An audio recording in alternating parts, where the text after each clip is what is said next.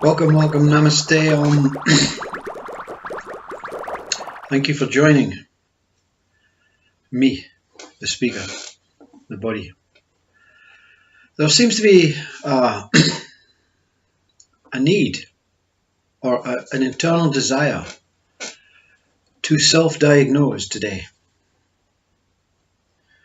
And basically, it's the same as self-inquiry.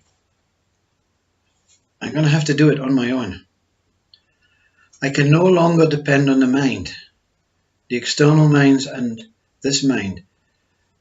So I need to take action, but I don't know what to do. And this is the stumbling point when you say, I don't know what to do. But it is the gate. Yeah? Because you don't have to do anything at that point. That is the point you have to accept, I don't know what to do. And if mind gives you a space to be with these words, there's a kind of sign of what I called once a contented sigh of relief. Enlightenment is a contented sigh of relief.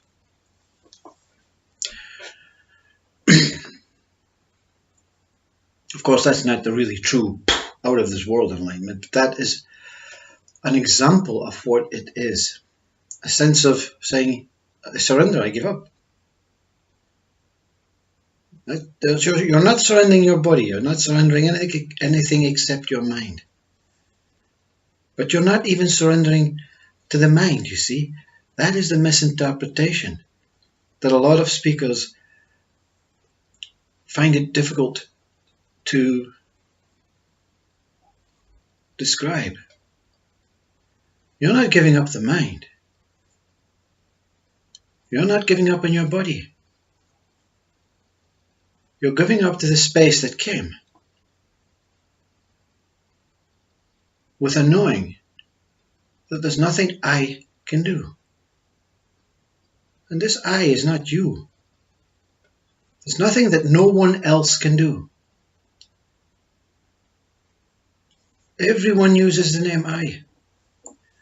So when you say there's nothing I can do, that means everyone else. There's nothing everyone else can do, including myself. It is the most fearful place to be, to accept this simple sigh. Because it's like saying, I'm weak. Everything I've tried to do, I'm going to have to say I did it the wrong way. Well, this I did it the wrong way for you. We have put so much focus as human beings on the mind and no focus on the body and what it is here to do, what it can achieve on its own without the mind pushing and expecting. A true enlightened being can accept everyone for what they are and everything as its place. We have so much badness to give about humans who take drugs, overabuse in alcohol, pharmaceuticals. You have a judgment. You have a judgment. You see, your mind has a judgment to say, yes, it's okay if they take pharmaceuticals because that's going to fix their body. Yeah? But the drugs, the alcohol, the cigarettes is going to abuse their body. Yeah? Both are abusing the body. Both are intercepting on the body's natural abilities. But it's very important they take them. It's very important that we take everything to question our mind. You see? If we're thinking our mind is the most important thing, and by using our mind, it will benefit our body. It won't benefit our body. Nothing can benefit our body. Nothing can enhance your body. You can go to the gym and yoga classes, and that's great. That keeps your body alive. That keeps your body fresh. There's nothing wrong with that. That's enhancing the emotional senses within your body. It's important that your body feels good about itself. It's very important. So why does this speaker kind of say it's okay to abuse your body with drugs, alcohol, cigarettes, suffering, self-harm? Because whilst doing this, it takes your mind off of the mind. Is this not true? When you take alcohol, you're not thinking about how bad a day at work you had, how bad a day you're going to have tomorrow because you're going to experience some disciplinary hearing or whatever. The inhalation of cigarette through the body for 1 moment, 2 moments takes your mind away. It eliminates mind. So, like everything, it is good and bad. It is saying, right, body is shouting for attention. Mind is shouting for attention. When you give mind attention, you're allowing the body to be ignored and do its own stuff. Yeah? So the mind is good. When the mind is good, the mind is good. And when you know when your mind is good, it's saying, I'm going to have fun today. This is going to be wonderful today.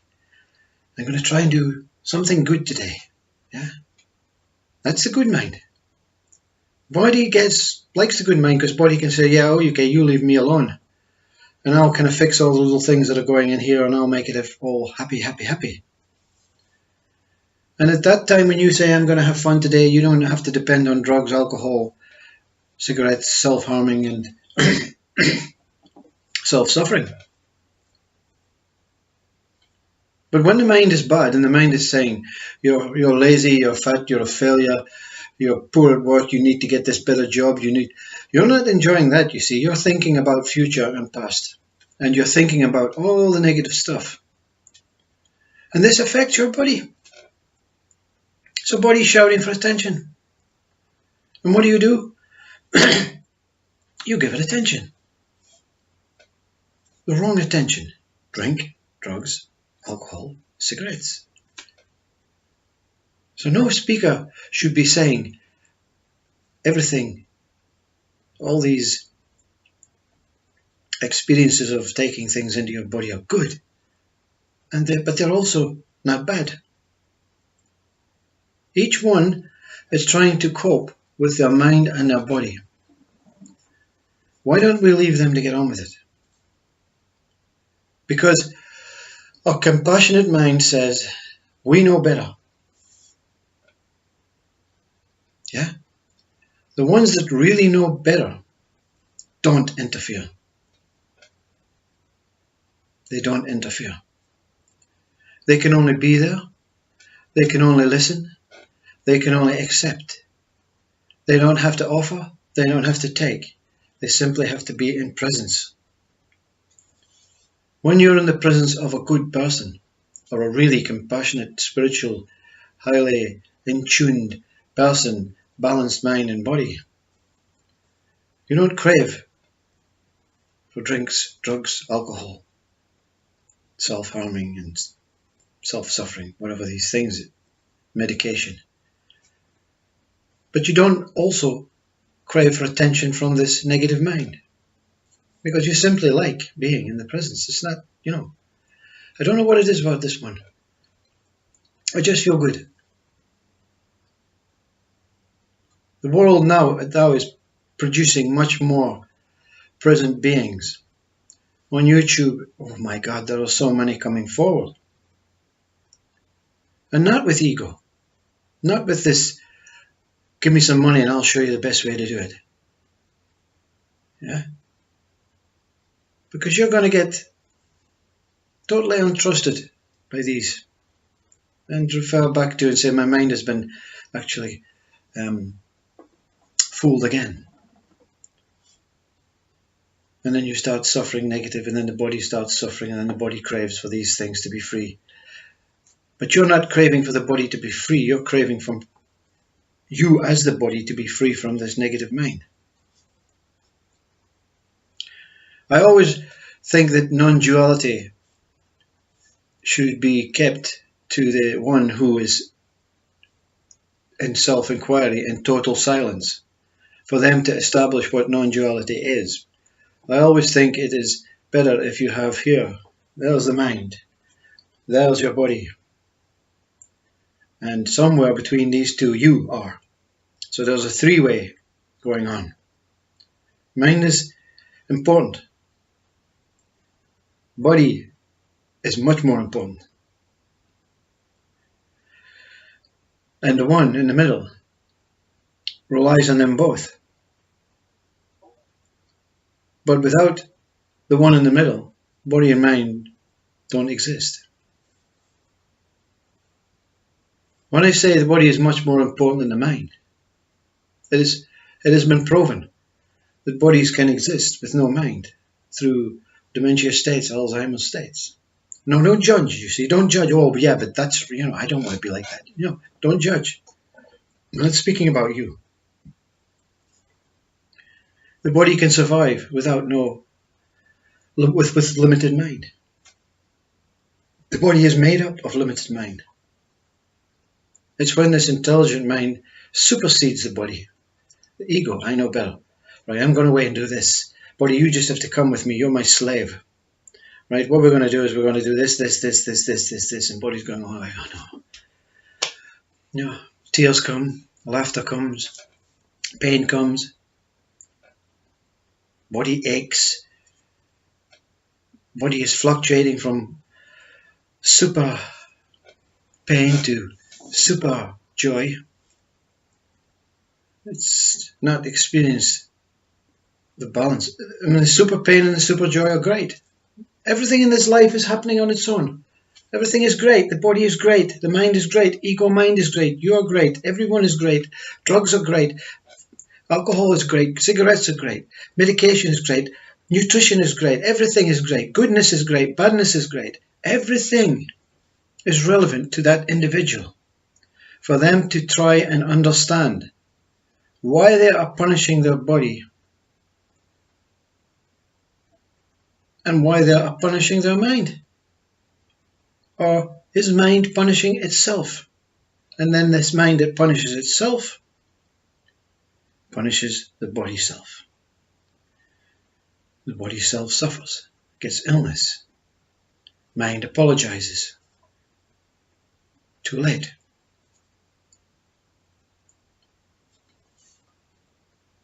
People are taking these stuff to take their self to experience something of freedom within the body, away from its mind.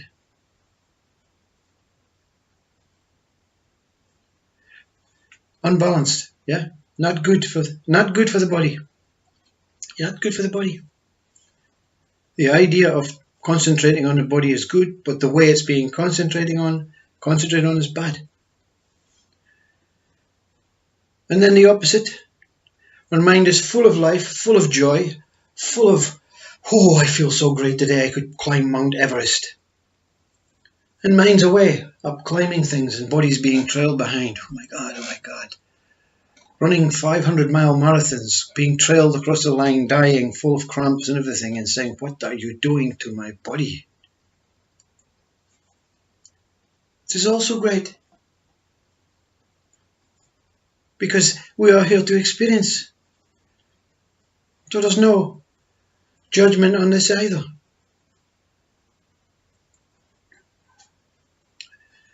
The third state is a true state of contentment, where you're aware of mind, you're aware of wanting to do things, and experiencing these things, and achieving these things which are achievable. And during this achieving thing, you're considering your body.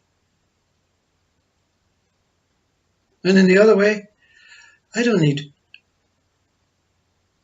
these drugs and alcohol and cigarettes anymore as much. You can't deny life giving you these things just as a beautiful experience. But I can't go back to mind until it's balanced. And to balance this mind, you have to remove the negativity and the pain of suffering because of your insignificance, your self-worth, your position in life, all these things that you've made up through a conditioned way, not even your fault, not even your mind says, poor is bad, rich is good. I'm poor, so I must be bad. So therefore, if I'm bad, I'll behave bad. That's that ego mind that says, well, look at you in the mirror. What have you done? And that ego mind will either kill you, kill the body, or kill itself.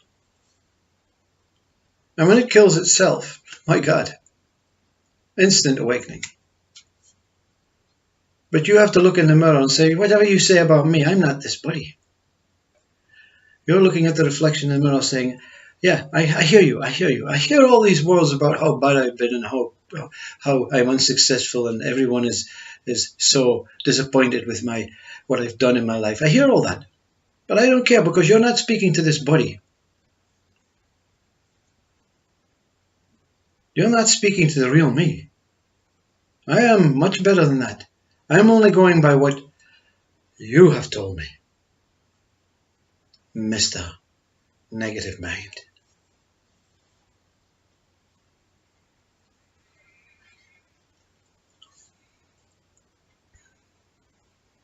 When you judge the good or bad,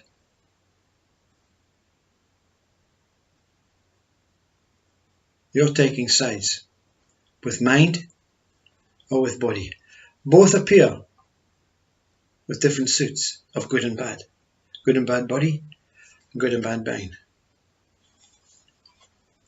But bad body is never trying to be bad. Mind,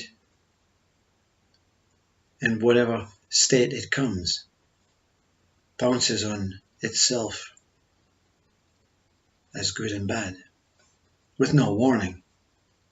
It likes bad, because when it shows bad, it means you have to take action. When it shows negativity, it's being good, because it's saying, are you going to stand and take this?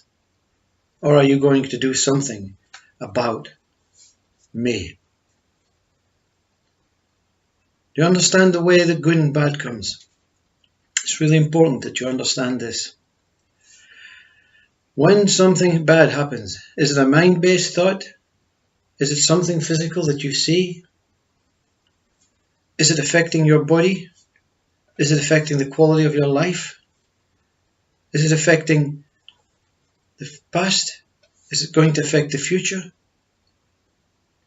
Why don't you self-inquire and analyze and say, well, why did that thought come? The physical thing, there's nothing really that you did to create that physical thing. There are maybe very infrequent occasions where you are part of it, but I'm not here to speak about that. When you witness something that gives judgment, don't punish your mind and yourself by saying, God Almighty, that's really bad. They should be locked up. That's terrible. All these actions, look at these actions, all body actions, body suffering every time.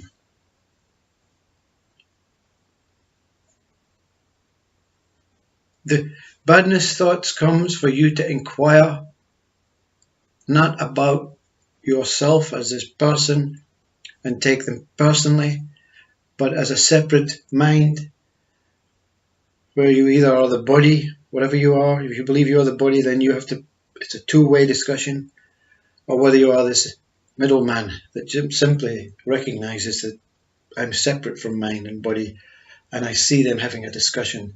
I love this one, I love this one, because without these two I am nothing. The mind is always giving a bad, negative thought, and if the body takes it personally, the body suffers. If the body says, wait a minute, how can I inquire about this How can I understand this? What is going on? Why did this come? Mind is so clever. When it gets so powerful, it gives you a negative thought, and when you're going to analyze it, gives another one, a follow-up, a follow-up, a follow-up, a follow-up, a follow-up, and you think, oh my God, shit. Whatever this Popsy's trying to say, I don't really think he realizes what kind of state my mind is in. This one realizes. And realizes that the faster it came for this one, the thoughts, the more determined this body was to escape this punishment of a force that does not even hold a knife. The body's at no risk from mind, unless body is overcome by mind, and mind starts to take over the body. And the one in the middle is so sad.